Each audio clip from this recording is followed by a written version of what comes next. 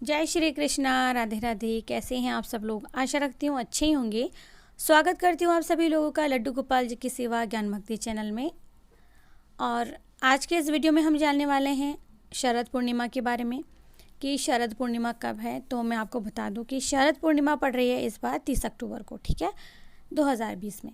अश्विन मास के शुक्ल पक्ष की पूर्णिमा को शरद पूर्णिमा के नाम से जाना जाता है। शास्त्रों के अनुसार शरद पूर्णिमा को काफ़ी महत्व दिया गया है और इस पूर्णिमा के बाद से ही हेमंत ऋतु का आरंभ भी हो जाता है। अच्छा, आप में से कई लोगों का प्रश्न था कि दी लड्डू गोपाल जी को ठंडे कपड़े कब बंद करें पहनाना और उन्हें गर्म कपड़े कब से पहनाना शुरू करें। तो ये जो शरद पूर्णिमा आती है इसी दिन से गर्म कपड़े पहनाना शुरू हो जाता है और धीरे धीरे सर्दी का मौसम शुरू हो जाता है, मौसम परिवर्तन हो जाता है। इस दिन माता लक्ष्मी की विशेष पूजा की जाती है। ऐसे में इस साल यानी कि 2020 में शुक्रवार के दिन 30 अक्टूबर की रात शरद पूर्णिमा की रात है। और आपको पता है कि इस बार जो शरद पूर्णिमा है वो बहुत विशेष है क्योंकि शुक्रवार को पड़ रही है और शुक्रवार लक्ष्मी जी का वार भी माना जाता है। चंद्रमा 16 कलाओं से परिपूर्ण होता है और इस कारण ये तिथि बहुत ही विशेष है, चमत्कारी है। शास्त्रों के अनुसार इस दिन चंद्रमा की किरणों में रोगों को दूर करने की क्षमता होती है। शरद पूर्णिमा की रात आकाश से अमृत वर्षा होती है, ऐसा माना जाता है। ऐसे में लोग इसका लाभ लेने के लिए छत पर या खुले में, अगर घर के बाहर भी आंगन है, वहाँ पर खीर रखते हैं। खीर को आप पतले कपड़े से ढक कर के रख दीजिए और सुबह उसका सेवन कीजिए। कुछ लोग तो चूड़ा और दूध भी भिगो कर रखते हैं।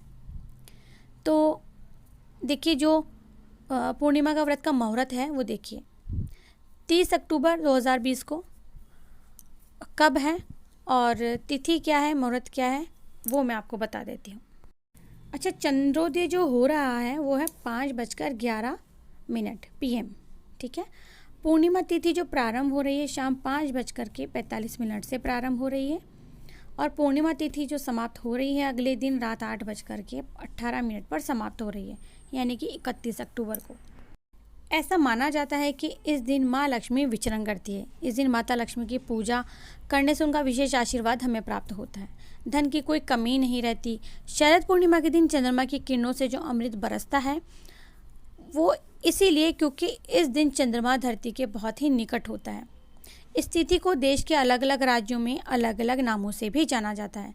इसे कौमुदी उत्सव कहा जाता है, कुमार उत्सव भी कहा जाता है, शरदोत्सव भी कहा जाता है, रास पूर्णिमा के नाम से भी जाना जाता है, कोजागरी पूर्णिमा और कमला पूर्णिमा के नाम से भी जाना जाता है। इस तिथि पर भगवती श्री लक्ष्मी के पूजन का विधि विधान होता है, तो विधि विधान से पूजा भी करनी चाहिए। खासतौर से जिन स्थानों पर देवी दुर्गा की प्रतिमा स्थापित की जाती है, जिनकी यहाँ माँ लक्ष्मी की प्रतिमा है, उन पूजा पंडालों में देवी लक्ष्मी का विशेष पूजा का आयोजन रखा जाता है। तो देखिए, इसी दिन से क्या होता है, कार्तिक मास का यम नियम व्रत और दीपदान का कार्यक्रम और क्रम भी आरंभ हो जाता है। शरद पूर्णिमा से कार्तिक मास शुरू हो जाता है, 31 अक्टूबर से हो रहा है इस बार। तो कार्तिक पूर्णिमा तक नित्य आकाश दीप जलाने से, यानी कि आकाश में दीप जलाने से और दीपदान करने से दुख दरिद्रता का नाश होता है। पौराणिक मान्यताओं के अनुसार शरद पूर्णिमा की निशा में ही भगवान श्री कृष्ण ने यमुना तट पर गोपियों के साथ में महारास रचाया था, इसलिए इसे रास पूर्णिमा भी कहते हैं। और ये भी माना जाता है कि शरद पूर्णिमा के निशा में माता लक्ष्मी घर घर विचरण करती है। इस निशा में माता लक्ष्मी के 8 में से किसी भी स्वरूप का ध्यान करने से उनकी कृपा हमें प्राप्त होती है। जिसने वैभव लक्ष्मी व्रत किया होगा वो तो इस बात को ज़रूर जानते होंगे। लक्ष्मी जी के 8 स्वरूप यानी कि धन लक्ष्मी, राज लक्ष्मी, वैभव लक्ष्मी, ऐश्वर्य लक्ष्मी, संतान लक्ष्मी, कमला लक्ष्मी और विजय लक्ष्मी। बारिश की पहली पूर्णिमा को शरद पूर्णिमा के पर्व के रूप में मनाया जाता है। बारिश का दौर खत्म होने के कारण हवा बिल्कुल साफ़ हो जाती है, ठंडी हो जाती है। यही सबसे बड़ा कारण है कि इसके बाद से मौसम में ठंडक आ जाती है और उसके साथ साथ कोहरा भी पड़ना शुरू हो जाता है। तो चांद अंधेरे में चमकता है, लेकिन चांद की अपनी कोई चमक नहीं होती। सूर्य की किरणें जब तक चांद पर पड़ती है तो ये परावर्तित होती है और चांद चमकता हुआ नजर आता है। इसकी रोशनी ज़मीन पर चांदनी के रूप में गिरती है। धरती पर इन्हीं किरणों की तीव्रता बेहद कम होने के कारण ये किसी तरह से कोई नुकसान नहीं पहुंचाती। आसान भाषा में अगर समझें तो घर में मौजूद जो ट्यूबलाइट है हमारी, इसकी रोशनी में क्या होता है कि इन किरणों से 1000 गुना ज़्यादा चमकदार होती है और पुराने समय में क्या होता था कि पूर्णिमा का लोगों के जीवन में बहुत महत्व हुआ करता था, क्योंकि दूसरी रातों के मुकाबले इस दिन चंद्रमा आम दिनों की तुलना में ज़्यादा चांदनी बिखेरता था। तो इसीलिए शरद पूर्णिमा का बहुत ज़्यादा महत्व होता है। इस दिन जो व्रत रखा जाता है उस व्रत को कौमुदी व्रत भी कहते हैं। इस दिन खीर का बड़ा महत्व होता है, क्योंकि ये दूध से बनी होती है और दूध को चंद्रमा का प्रतीक माना गया है। चंद्रमा मन का प्रतिनिधित्व करता है। जो सांस के जो रोगी होते हैं ना, जैसे सांस लेने में दिक्कत होती है, परेशानी होती है, नेचुरोपैथी और आयुर्वेदिक विशेषज्ञों के अनुसार क्या होता है, शरद पूर्णिमा की शुरुआत ही जो ये वर्षा ऋतु होती है अंत में होती है। तो इस दिन चांद धरती के सबसे ज़्यादा पास बताया जाता है, तो रोशनी सबसे ज़्यादा होने के कारण इसका असर भी अधिक होता है। तो इस दौरान चांद की किरणें जब खीर पर पड़ती हैं तो उस पर इसका असर बहुत अधिक होता है। तो रात भर चांदनी में रखी हुई खीर शरीर और मन को बहुत ज़्यादा ठंड प्रदान करती है और गर्मी की ऋतु में गर्मी को शांत करती है और शरीर के रोगों से जो लड़ने की जो शक्ति होती है ना, क्षमता होती है, उसको बढ़ाती है। ये पेट को भी ठंडक पहुंचाती है। सांस के रोगियों को इससे फ़ायदा होता है। साथ ही में आँखों की रोशनी भी बढ़ती है। तो देखा कितना फ़ायदा होता है। चांद की रोशनी में कई रोगों का इलाज मिल जाता है, जैसे कि एक्जिमा हो गया, गुस्सा हो गया, हाई बीपी हो गया, सूजन हो गई यानी कि स्वेलिंग, शरीर में कोई स्मेल आ रही हो, ऐसी किसी को समस्या हो ना, तो वो चांद की रोशनी इस पर सकारात्मक असर डालती है। सुबह की सूरज की किरणें और चांद की रोशनी शरीर पर हमेशा सकारात्मक असर छोड़ती है। शरद पूर्णिमा को खीर का बहुत अधिक महत्व बताया गया है, तो ये ज़रूर से करें। खीर में कुछ चीज़ें बहुत ज़रूरी होती है डलनी, जैसे कि दालचीनी, काली मिर्च, घिसा हुआ नारियल, किशमिश, छुहारा। कोरी खीर कभी भी खुले में नहीं रखी जाती है, इसीलिए ये चीज़ें डाल करके फिर खीर को खुले में रखा जाता है। रात भर इसे चांदनी में रखने से इसकी जो तासीर होती है वो ठंडी हो जाती है और रोगों से लड़ने की क्षमता इसमें बढ़ जाती है, यानी कि रोग प्रतिरोधक क्षमता बढ़ जाती है। कई लोग तो क्या होता है कि जो खीर होती है उसे चांदी के बर्तन में रखते हैं और चांदी के बर्तन में रखने के बाद में ग्रहण करते हैं। इससे क्या होता है कि जो विषाणु होते हैं ना वो दूर रहते हैं। इसमें क्या होता है, हल्दी का उपयोग निषिद्ध होता है। कई लोग क्या करते हैं, उस खीर को थोड़ा सा पीला करके रखते हैं। कई लोग मानते हैं कि सफ़ेद खीर को हम बाहर नहीं रखेंगे, तो मैं ये कहूँगी कि उसमें हल्दी का प्रयोग बिल्कुल भी ना करें। बाहर फूड कलर मिलता है मार्केट में पीले रंग का, वो आप इसमें उपयोग कर सकते हैं। प्रत्येक इंसान को कम से कम 30 मिनट तक शरद पूर्णिमा का स्नान करना चाहिए, रात्रि 10 से 12 बजे का, ये जो बिल्कुल बीच वाला समय होता है इसमें। ऐसा बोला जाता है कि दूध में लैक्टिक अम्ल और अमृत तत्व होता है। ये तत्व चंद्रमा की किरणों से अधिक मात्रा में शक्ति का शोषण करता है और चावल में स्टार्च होता है।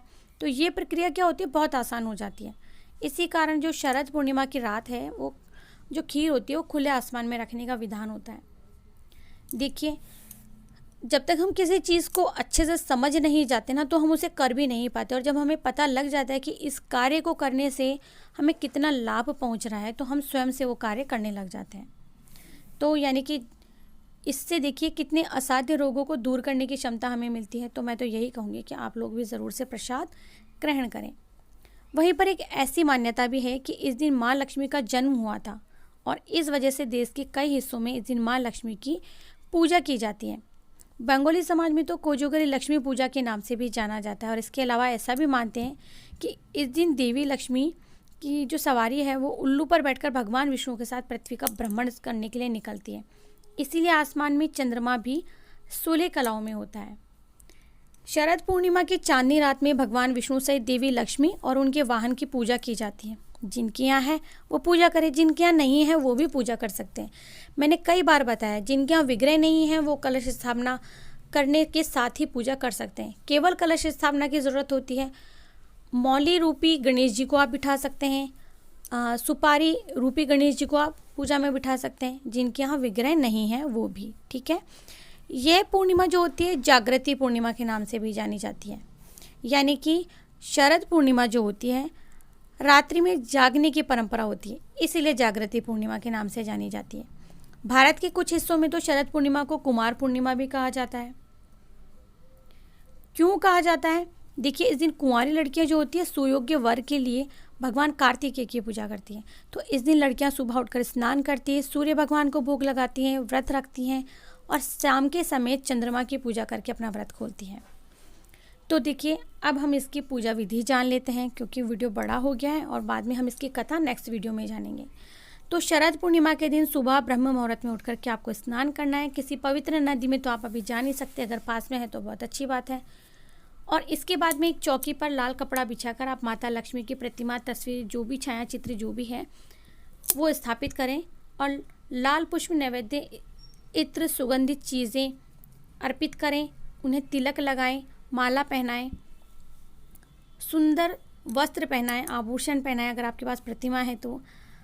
फिर कलश स्थापना करें, देवी देवताओं का आवाहन करें। आसन, आचमन, वस्त्र, गंध, अक्षत, पुष्प, धूप, दीप, नैवेद्य, तांबुल, सुपारी, ये सब इसमें चाहिए होते हैं। और लास्ट में यानी कि दक्षिणा ज़रूर से अर्पित करें। ये सारी चीज़ें अर्पित करने के बाद में आपको क्या करना होता है, माता लक्ष्मी का आपको मंत्र और लक्ष्मी चालीसा का पाठ करना होता है, वो अवश्य करें। फिर धूप और दीप से आरती उतारें और इसके बाद में माता लक्ष्मी को खीर का भोग लगाएं। सभी देवी देवताओं को लगाएं और किसी ब्राह्मण को इस दिन खीर का दान अवश्य करें। रात के समय गाय के दूध से बनी खीर में घी, चीनी मिलाकर, छुआरे डाल करके और जो भी मैंने सामान बताया है आपको, इसमें खोपरा डाल करके फिर आप खीर बनाएं और वो प्रसाद आप सभी के रखें। रात्रि में चंद्रमा के आकाश के बीच में स्थित होने पर चंद्रदेव का पूजन करना चाहिए और खीर का नैवेद्य अर्पित करना चाहिए। रात को खीर से भरा हुआ जो बर्तन है ना, वो चांदनी में रख करके पतली चुन्नी से या कपड़े से ढक दीजिए और रख करके फिर सुबह आप सब लोग इसको ग्रहण कीजिए। शरद पूर्णिमा के दिन चंद्रमा की रोशनी में खीर अवश्य रखनी चाहिए, इस बात का आपको ध्यान रखना है बिल्कुल। और इस दिन भगवान शिव, पार्वती और भगवान कार्तिकेय की भी पूजा की जाती है। ठीक है, ऐसा कहा जाता है कि पूर्णिमा का व्रत करके कथा सुनना बहुत ज़रूरी होता है। कथा से पहले एक लोटे में जल और गिलास में गेहूँ पत्ते के जो पत्ते का जो दोना होता है उसमें रख करके रोली और चावल रख करके कलश की वंदना करनी चाहिए। इसके बाद माँ लक्ष्मी को दक्षिणा ज़रूर से अर्पित करें। तो कोशिश की है मैंने इस एक ही वीडियो में आप लोगों को सारी जानकारी देने की। अगर वीडियो अच्छा लगी तो प्लीज़ वीडियो को लाइक करें, चैनल को सब्सक्राइब करें, फ्रेंड्स फैमिली में शेयर करना बिल्कुल भी ना भूलें। मिलते हैं नेक्स्ट वीडियो में कोई भी प्यारा सा टॉपिक लेकर के, तब तक के लिए जय श्री कृष्णा, राधे राधे।